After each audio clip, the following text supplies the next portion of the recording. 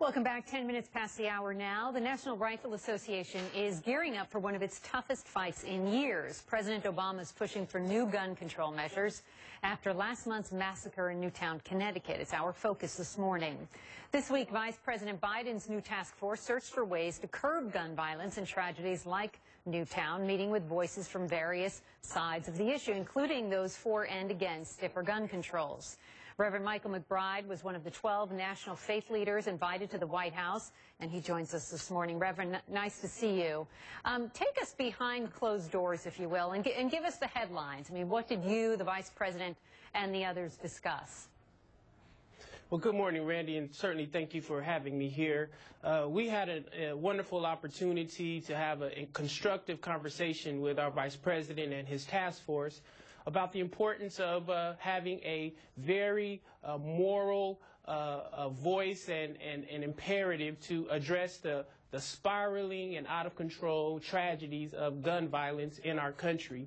And it was an amazing opportunity for a number of us, faith leaders all across this country from various different faith traditions and denominations to lift up our voices in concert and talk about the moral imperatives that are before us to address all the many forms of gun violence that continue to shatter and impact so many lives in our country. Did the Vice President ask for ideas? And also, I'm curious if he sent you back with a message to bring to your congregation.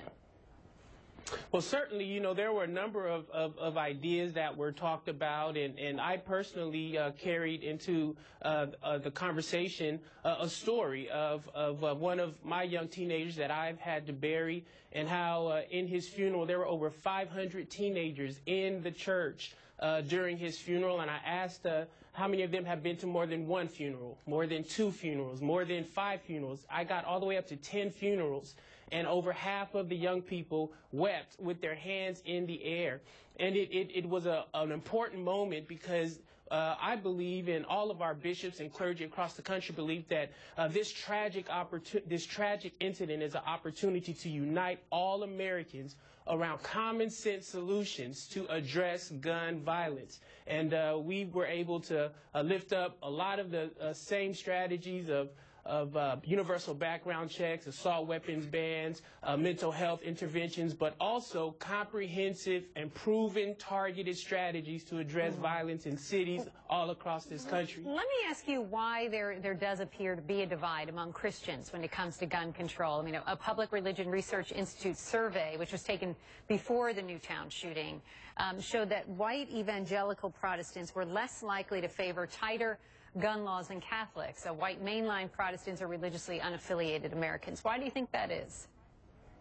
Thank you for that. I mean, I think that's a wonderful question.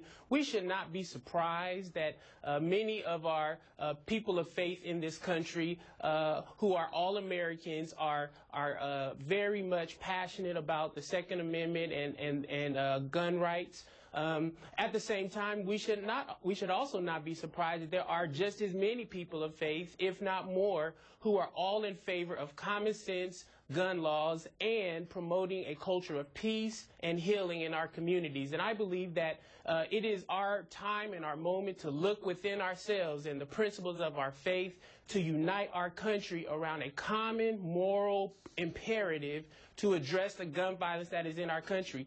Even to those statistics that you've just lifted up, interestingly enough, the National Association of Evangelicals have just put out their most recent report that over 70% of their evangelical leaders all support common sense gun laws. So it is an opportunity for us as leaders to go back to our congregations, to our communities all across this country with all our wonderful diversity and share that we have a moment to unite our country around common sense gun laws that saves lives. And this may be a moment, but certainly the NRA is gearing up for a fight.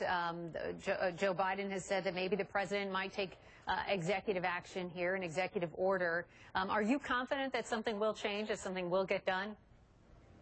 I'm not only confident, I'm filled with hope, I'm filled with optimism.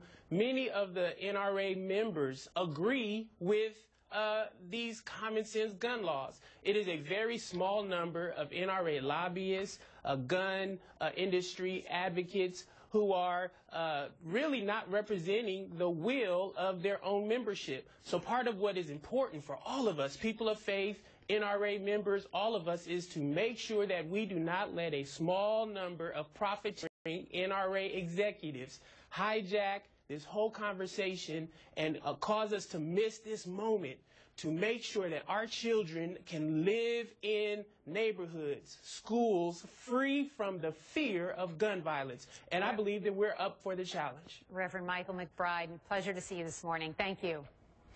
Thank you, Randy. God bless you. So how much